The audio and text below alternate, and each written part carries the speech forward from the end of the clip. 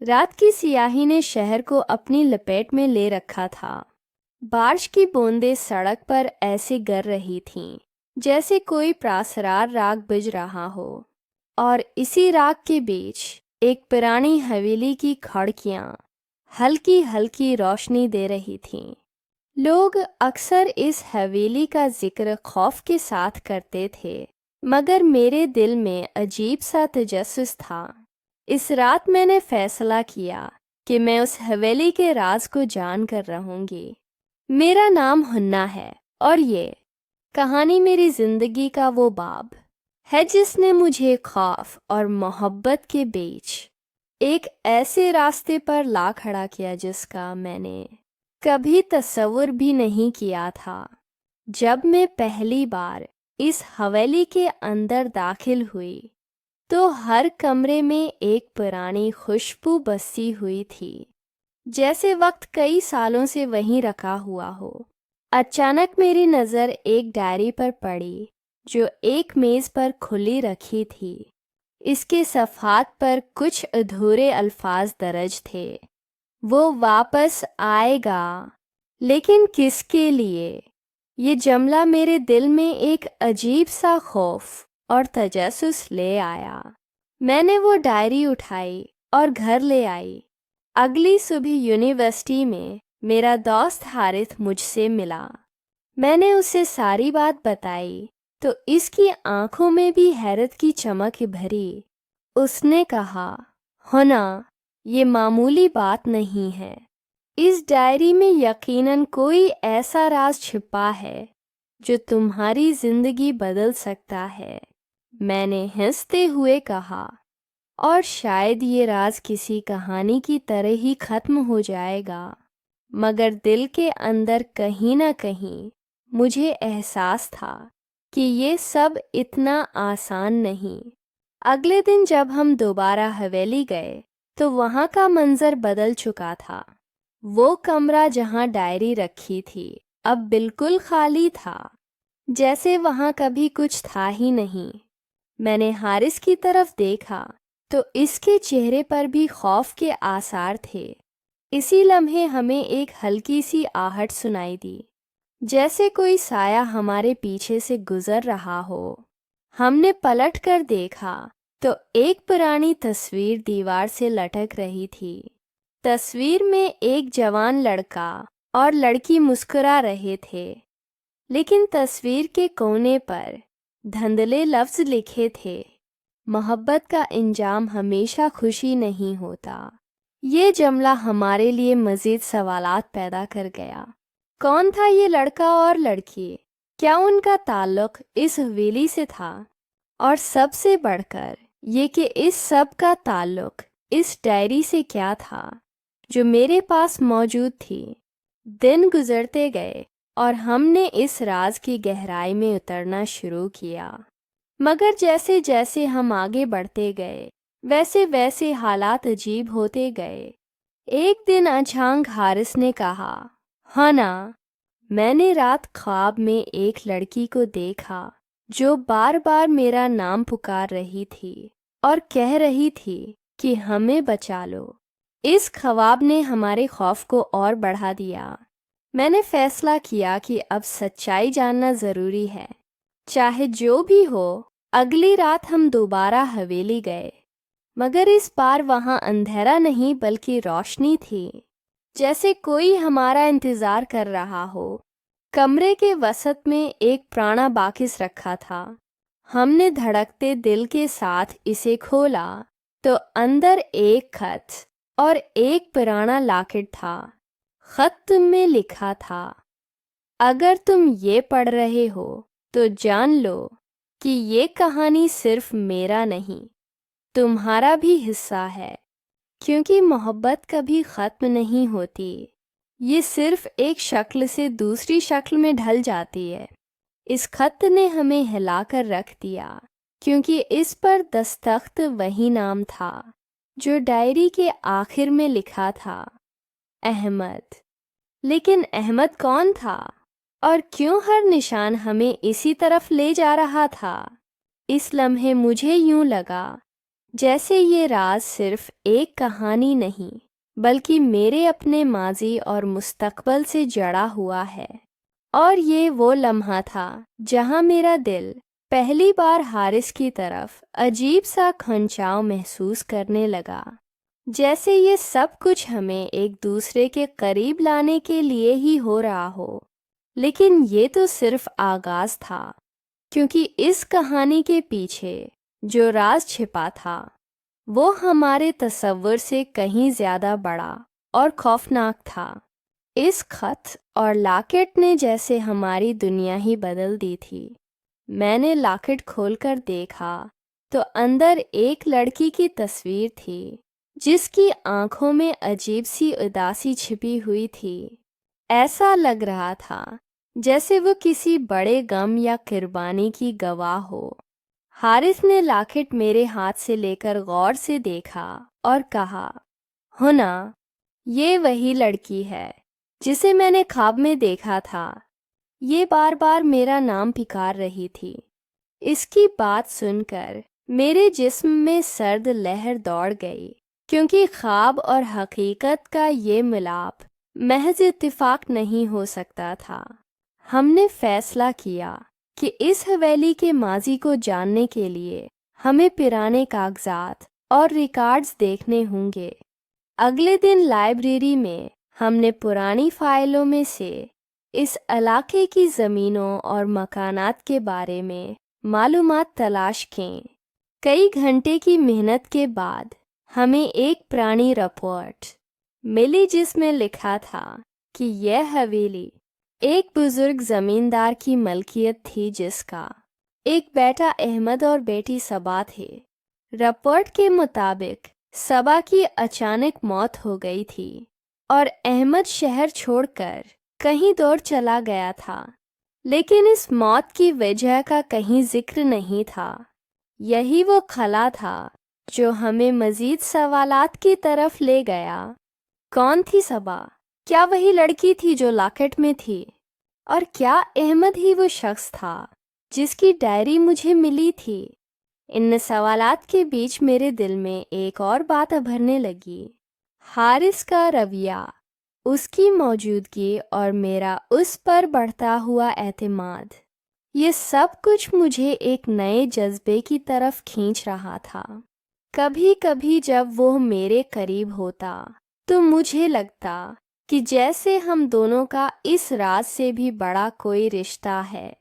एक दिन जब हम दोबारा हवेली गए तो कमरे की दीवार पर अचानक एक तहरीर नुमायां होने लगी, जैसे किसी ने अभी अभी वहां लिखा हो। अल्फाज थे, मोहब्बत कुर्बानी के बगैर मुकम्मल नहीं होती।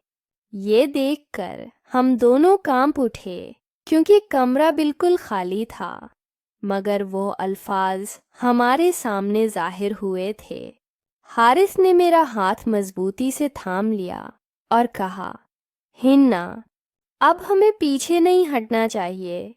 ये राज सिर्फ माजी नहीं बल्कि हमारे हाल और मुस्तकबल का भी हिस्सा बन चुका है।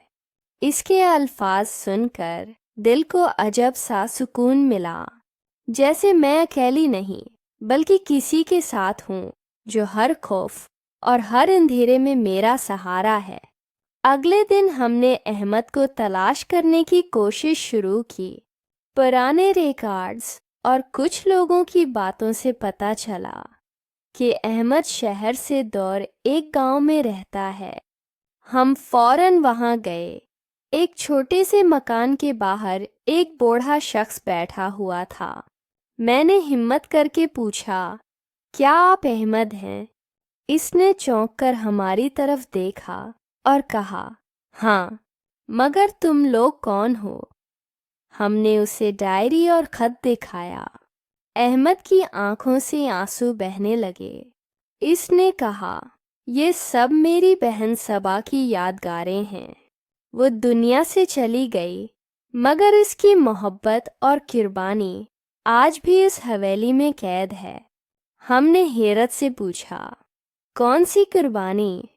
अहमद ने लरजती आवाज़ में बताया कि सबा एक नौजवान से मोहब्बत करती थी, لیکن خاندان نے اس رشتے کو قبول نہ کیا، اور جب حالات ناقابل برداشت ہو گئے تو سبا نے اپنی خوشی کی قربانی دے کر خاندان کی عزت بچائی، مگر یہ بوجھ اتنا بھاری تھا کہ اس نے اس کی جان لے لی۔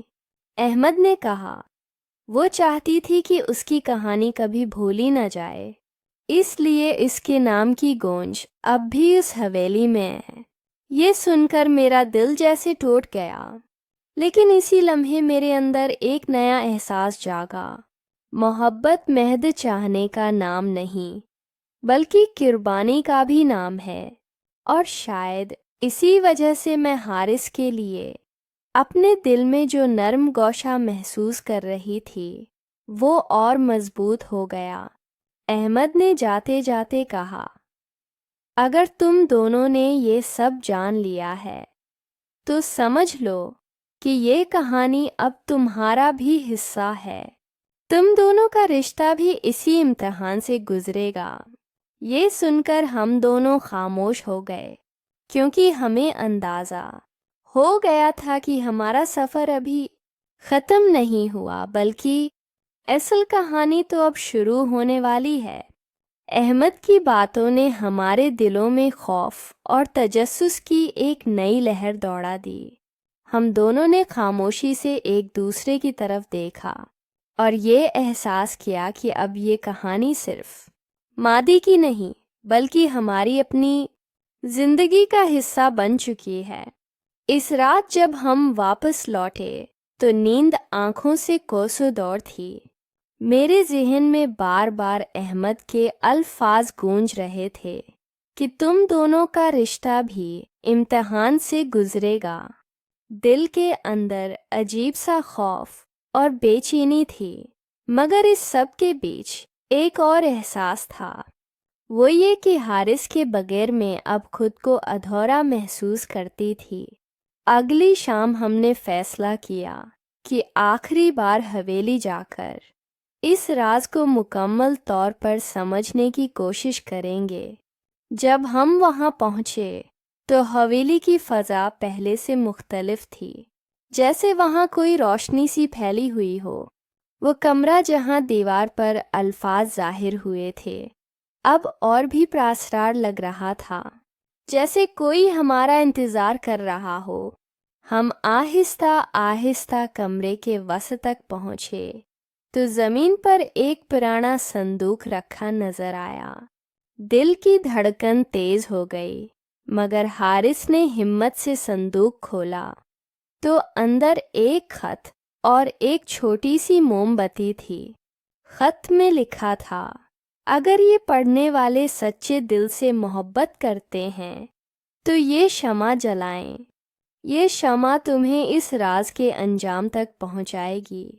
ہم نے ایک دوسرے کو دیکھا اور بغیر کچھ کہے حارث نے ماچس جلا کر موم بتی روشن کر دی۔ جون ہی روشنی پھیلی تو کمرے کی دیواروں پر تصویریں اور جملے ابھرنے لگے، جیسے کوئی پرانا پردہ ہٹ گیا ہو۔ ہم نے دیکھا کہ صبا اور اس کے محبوب کی کہانی پوری کی پوری منظر نامے کی طرح ہمارے سامنے آ گئی۔ ان کی ہنسی، ان کے خواب اور پھر ان کی جدائی، یہ سب کچھ دیکھ کر میری آنکھوں سے آنسو بہنے لگے، اور میں نے دل ہی دل میں دعا کی کہ کسی کی محبت کو ایسا انجام نہ ملے۔ اچانک مجھے یوں لگا جیسے کمرے میں کوئی اور بھی موجود ہے۔ ایک نرم سی آواز سنائی دی جو کہہ رہی تھی، شکریہ کہ تم نے میری کہانی مکمل کی، اب میرا بوجھ ختم ہو گیا ہے۔ ہم نے گھبرا کر ارد گرد دیکھا تو ایک دھندلا سا عکس ہماری طرف مسکرا رہا تھا، اور پھر آہستہ آہستہ روشنی میں تحلیل ہو گیا۔ اس لمحے ہمیں یقین ہو گیا کہ صبا کی روح کو سکون مل گیا ہے۔ کمرہ خاموش ہو گیا اور وہ تحریریں بھی غائب ہو گئیں، جیسے سب کچھ ختم ہو گیا ہو، مگر میرے دل میں ایک نیا آغاز جاگ چکا تھا۔ میں نے حارث کی طرف دیکھا تو اس کی آنکھوں میں نمی تھی، مگر ساتھ ہی ایک مضبوط یقین بھی تھا۔ اس نے میرا ہاتھ تھام کر کہا، ہنا، یہ کہانی ہمیں ایک سبق دے گئی ہے کہ محبت قربانی کے بغیر مکمل نہیں ہوتی، اور اگر تم چاہو تو میں اپنی زندگی کا ہر لمحہ تمہارے ساتھ بانٹنا چاہتا ہوں۔ اس کے الفاظ سن کر میرا دل بھر آیا اور میں نے مسکرا کر کہا، حارث، میں بھی یہی چاہتی ہوں کہ ہمارا رشتہ خوف اور اندھیروں سے نکل کر امید اور روشنی کا سفر کرے۔ اس لمحے لگا کہ جیسے پوری کائنات ہماری دعا کو سن رہی ہے۔ کچھ دن بعد ہم نے اپنے گھر والوں کو سب کچھ بتایا۔ حیرت انگیز طور پر انہوں نے نہ صرف ہمارا ساتھ دیا بلکہ ہمیں حوصلہ بھی دیا۔ ان کا کہنا تھا کہ جب محبت خلوص اور سچائی پر مبنی ہو تو کوئی رکاوٹ اسے روک نہیں سکتی۔ یوں ہماری منگنی ایک سادہ مگر دلکش تقریب میں ہوئی جہاں ہر کوئی خوش تھا، اور میں نے دل ہی دل میں صبا کی یاد کو دعا دی کہ اس کی قربانی نے ہمیں یہ راستہ دکھایا۔ شادی کے بعد جب ہم اپنے نئے گھر میں داخل ہوئے تو حارث نے میرے لیے وہی لاکٹ تحفے کے طور پر دیا جو ہمیں صندوق میں ملا تھا۔ اس نے کہا، یہ لاکٹ اب صرف ایک کہانی کی یاد نہیں بلکہ ہماری محبت کی نشانی ہے۔ میں نے اسے گلے میں پہنا اور محسوس کیا کہ جیسے صبا کی دعا ہمارے ساتھ ہے۔ وقت گزرتا گیا اور ہم دونوں نے ایک نئی زندگی شروع کی جس میں خوشیاں، خواب اور ایک دوسرے کا سہارا سب شامل تھا۔